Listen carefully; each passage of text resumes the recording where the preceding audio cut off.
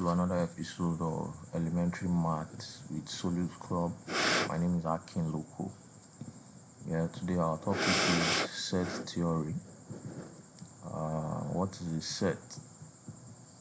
A set is a well-defined collection of distinct objects called elements or members. Elements are usually enclosed in curly braces, as we can see. This is what we call curly braces. So in mathematics, wherever you have elements enclosed in curly braces, then we're talking about sets. The order of elements does not matter. Like we can see, we have 1, 2, 3.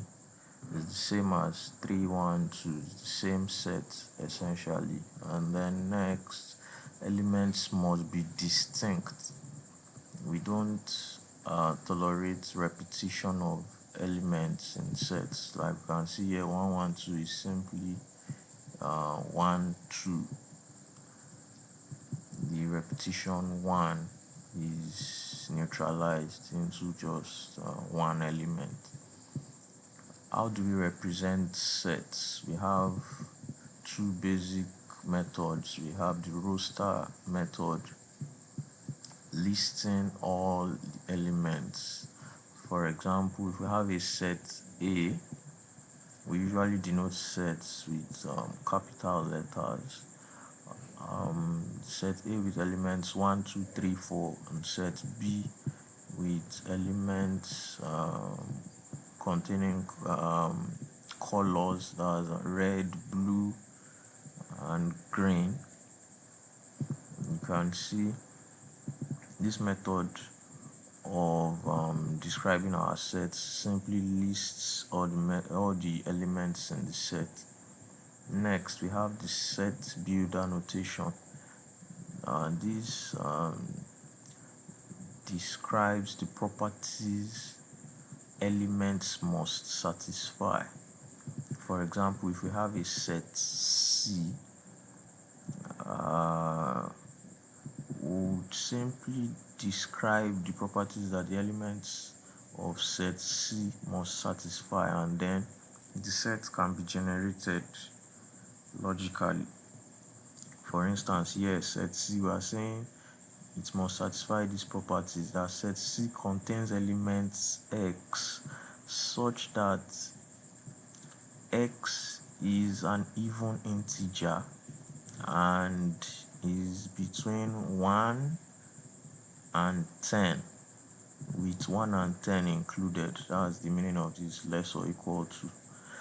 And so if we generate this set, we have elements represented as a variable X. So such X which are members of X of C would be 2, 4, 6, 8, and 10, because those are the even integers that can be found in the range 1 to 10. Simple. So this method is set builder notation. As you can see, we built the elements of the set from mere description of the properties of the elements of the set. Next, special sets.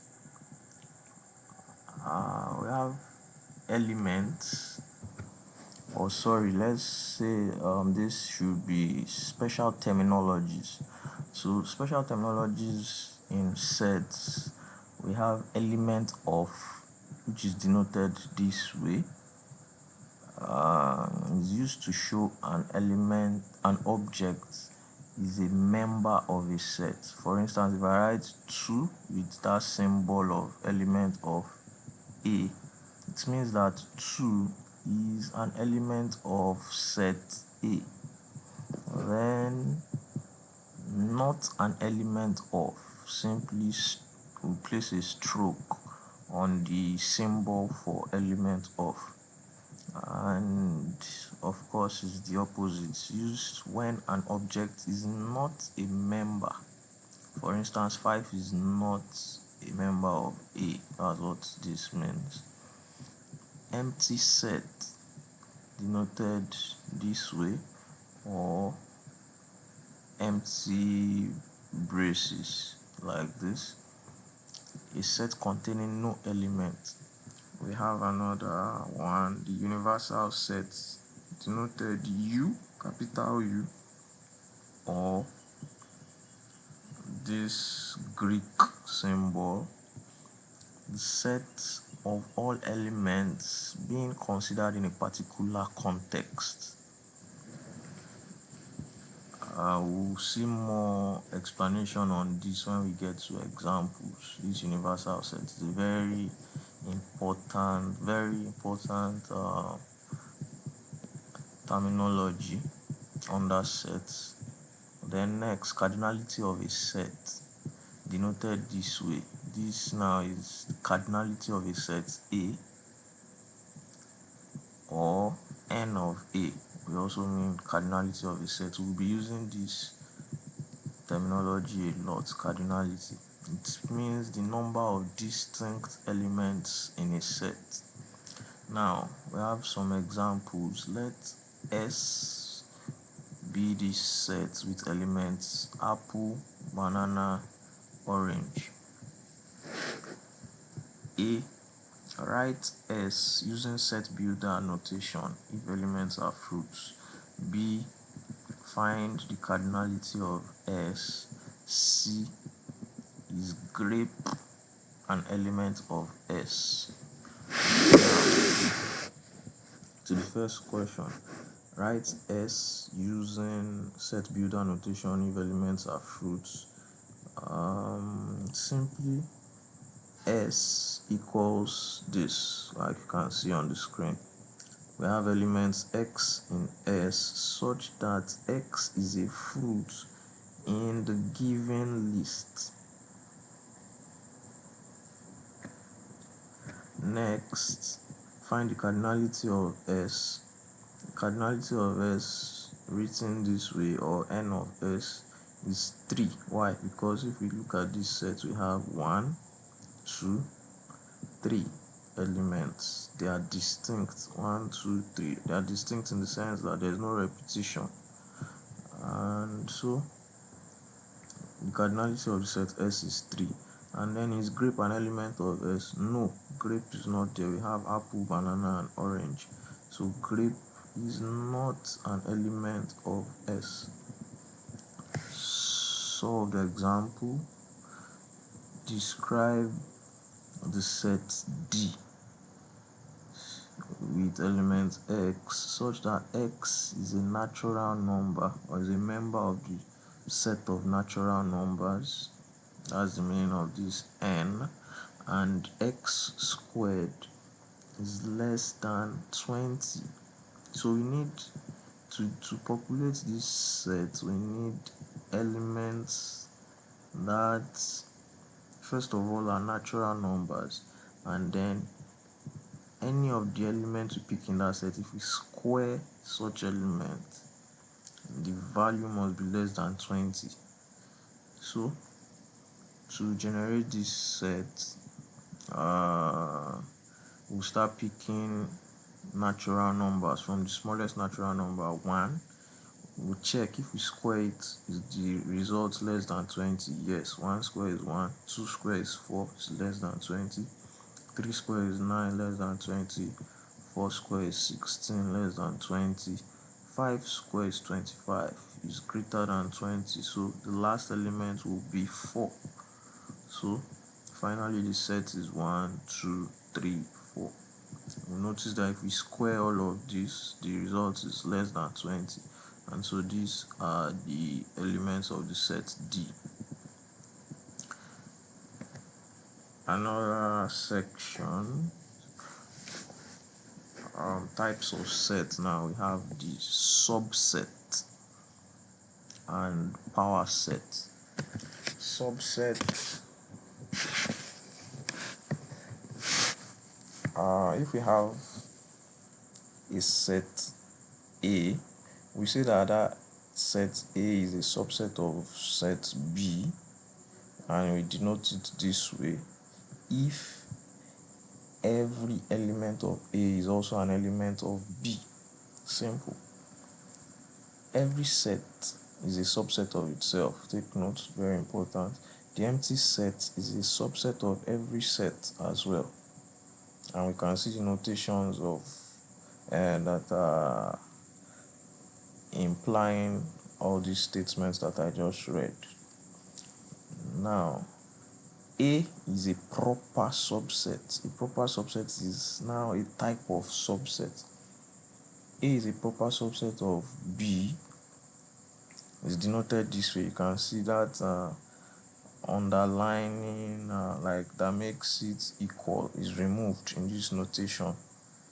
A is a proper subset of B. It's denoted this way: if A is a subset of B and A is not equal to B. We said every set is a subset of itself. That's what brings about that underlining that equal to, right?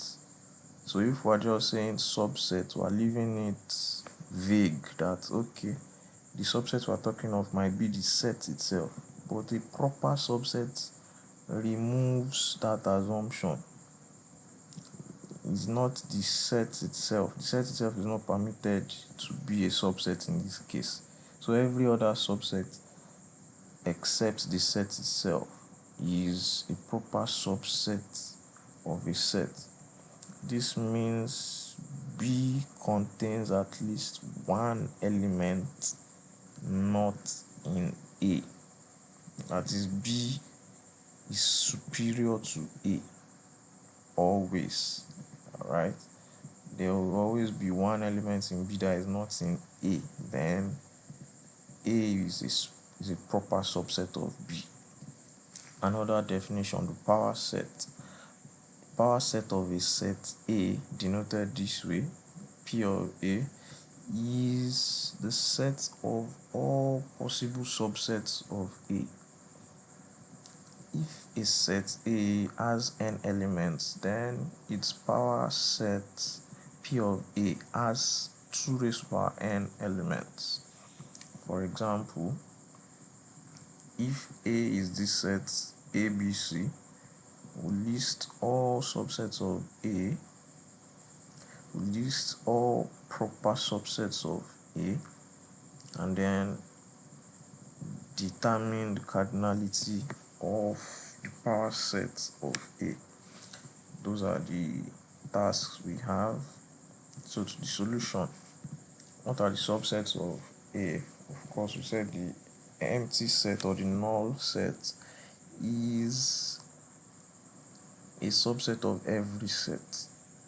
And then A standing alone is a subset. Of course, A is contained in ABC, B is contained in ABC, C is contained in ABC. And then if we start pairing, AB can be found in ABC, AC is in ABC, BC is in ABC. Those are also subsets. And then ABC, which is the whole of A itself, is also in ABC, the subset of itself. The proper subsets, you see, the null set or the singleton sets. The singleton sets are sets with just one element, A, B, C. They are subsets, they are proper subsets.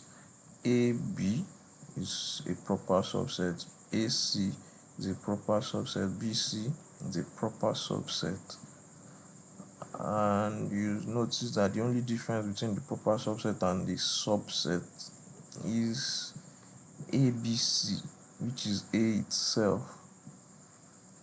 So like I said, the proper subsets are every other subset excluding the set in consideration, the complete set itself, right? And as you can see, all the proper subsets are smaller than A. That is, there's always an element in A that is not in the proper subsets. I'll continue in the next video.